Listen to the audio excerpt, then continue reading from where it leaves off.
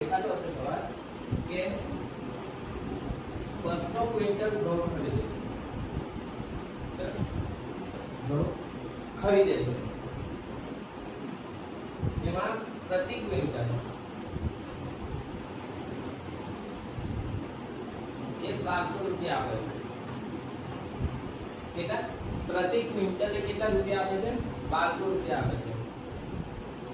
તો પ્રતિ કિલો કેટલા થાય? 1200 ભાગ્યા 100 એટલે 12 રૂપિયા પ્રતિ કિલો ઘઉં ખરીદે છે. ઓકે, 100 ક્યાંથી આવ્યા એ હું તમને સમજાવું. 1 ક્વિન્ટલ બરાબર 100 કિલો. ઓકે, તો આ 1 ક્વિન્ટલ નો ભાવ છે 1200 રૂપિયા. તો માટે 1 ક્વિન્ટલ નો ભાવ 1200 રૂપિયા હોય તો આપણે 1 કિલો નો ભાવ જોઈએ છે. તો 1 ક્વિન્ટલ બરાબર કેટલા? 100 કિલો. તો આપણે 100 થી ભાગી દઈએ એટલે આપણે કેટલા રૂપિયા મળ્યા? 12 રૂપિયા. હવે એમાં એવું કીધું છે કે 10000 રૂપિયા એ ટેમ્પાને આપે છે.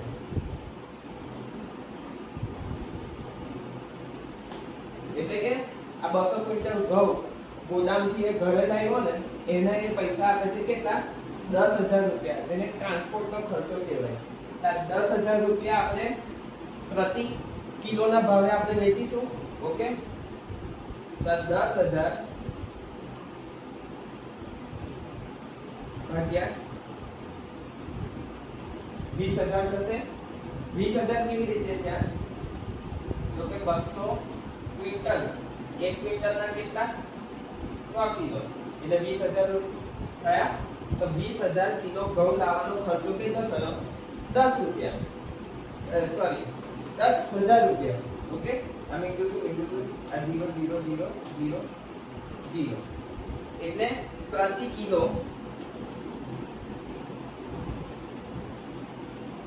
ઘઉં લાવવાનો ખર્ચ કેટલો થયો? 0.5 રૂપિયા. એટલે કે 0.5 રૂપિયા અડધો રૂપિયો પ્રતિ કિલો એને પડ્યું. પડી ખબર? હવે 12 રૂપિયામાં આપણે ઘઉં ખરીદા અને અડધો રૂપિયો હોય આપણે એની અંદર એડ કર્યો. ઓકે, તો આપણી પડતર કિંમત શું થશે? પડતર કિંમતનું સૂત્ર શું છે? ખરીદ કિંમત પ્લસ ખરાજાત. ખરીદ કિંમત આપણી કેટલી છે? 12 રૂપિયા. ખરાજાત કેટલું છે? 0.5 રૂપિયા. એટલે આપણો ટોટલ કેટલો ખર્ચો થશે? આપણને ઘરે આપણા ઘરે કેટલા રૂપિયા ઘઉં પહોંચ્યા? તો કે 12.5 રૂપિયામાં. 12.5 રૂપિયામાં આપણા ઘરે ઘઉં પહોંચ્યા છે.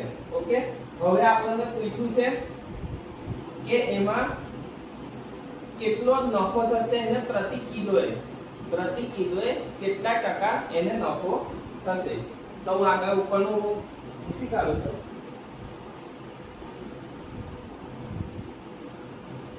પ્રતિ કિલો હવે જ્યારે નફો શોધવાનો હોય ને, નફાની ટકાવારી શોધવાની હોય ને, તો કેટલો નફો થાય? એ બધા ઘઉં 13 રૂપિયાના ભાવે વેચે છે.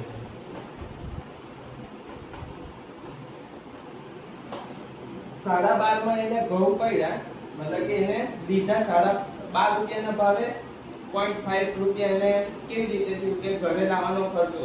એટલે ટોટલ એના ઘરે ઘઉં વેચવા માટે જો લાવ્યો તે કેટલા રૂપિયામાં પડ્યા એને? 12.5 રૂપિયામાં. હવે 12.5 રૂપિયામાં છે તો આપણે નફો શોધવો હોય તો વેચાણ કિંમત માઈનસ પડતર કિંમત. માઈનસ પડતર કિંમત. તો પડતર કિંમત કેટલી છે? 12.5 રૂપિયા. તેને નફો કેટલો થયો? અડધો રૂપિયા એને નફો થયો. ઓકે, અડધો રૂપિયા નફો થયો પણ આપણને નફો રૂપિયામાં નથી પૂછ્યો, ટકામાં પૂછ્યો. તો નફાની ટકાવારી કેવી રીતે થશે? નફાની ટકાવારી આ જે નફો મળ્યો એ અંશમાં આવશે. છેદમાં હંમેશા પડતર કિંમત આવે. તો પડતર કિંમત આવશે 12.5 રૂપિયા. જો એને કોઈ ખર્ચો ના લાગ્યો, મતલબ કે એનો ઘરનો ટેમ્પો હોત કે 12 રૂપિયા પ્રતિ કિલોના ભાવે ઘઉં લીધા હોત એને, અને જો એને કોઈ ખર્ચો જ ના લાગ્યો, એનો ઘરનો ટેમ્પો હોત ને એમાં મૂકીને લઈ આવ્યો હોત, તો આપણા નીચે છેદમાં શું આવત? 12 રૂપિયા. મતલબ કે જેટલા રૂપિયામાં એને ખરીદું કે કોઈ પણ વસ્તુ જેટલા રૂપિયામાં એને પડી છે, મતલબ કે જેટલા રૂપિયા એને ખર્ચો કર્યો છે વસ્તુ માટે, એ વસ્તુ હંમેશા છેદમાં આવે. એટલે 12.5 રૂપિયા પર એને 0.2% નફો. તો 100 એ કેટલો? ઓકે,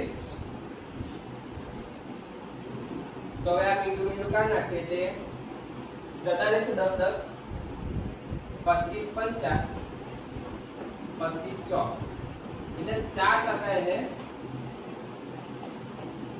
નફો થશે. કેટલો? 4% નફો થશે.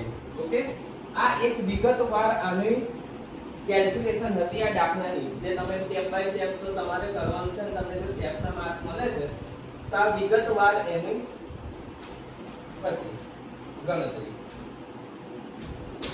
હવે આપણે જોઈએ ડાયરેક્ટ આપણે કેવી રીતે કરી શકીએ. તો જો 1200 રૂપિયા પ્રતિ કિલો એને ઘઉં મળે છે. ઓકે, 1200 રૂપિયા પ્રતિ કિલો ઘઉં મળે છે. 10,000 રૂપિયા ઘઉં આ પ્રતિ ક્વિન્ટલ ના છે. 1200 રૂપિયા પ્રતિ ક્વિન્ટલ મળે છે. 10,000 ના ઘઉં કેટલા ક્વિન્ટલ છે? 200 ક્વિન્ટલ છે. પ્રતિ ક્વિન્ટલ એને ઘઉં લાવવાનો ખર્ચો કેટલો થયો? 1250. તો પર કિલો કેટલો થશે? 12.5. હવે નફાની ટકાવારી શોધે તો કેટલી? 13 રૂપિયામાં વેચે છે તો 12.50 નીચે આવશે, 0.5 ઉપર આવશે અને અહીંયા 100. ઓકે, થઈ ગયું ને? આપણે જેના લાસ્ટમાં જે આપણે જે સમીકરણ લાવ્યા હતા આપણા સ્ટેપમાં આવી ગયું છે. સમજણ શક્તિ હોય, મતલબ કે આપણને આ ચેપ્ટરમાં સમજ પડી ગઈ હોય કે આની ગણતરી આપણે કઈ રીતે, તો આની ટકાવારી કીધી છે તો ટકાવારી આપણને રૂપિયામાં મળવી જોઈએ. ઓકે, છેદમાં એની પડતર કિંમત મળવી જોઈએ, તો આપણે ટકાવારી આસાનીથી શોધી શકીએ છીએ. બીજી વસ્તુ, વેચાણ કિંમત આપેલી હોય તો ટકાવારી વેચાણ કિંમત પર શોધવી નહીં, જેનું આપણે ધ્યાન રાખવાનું.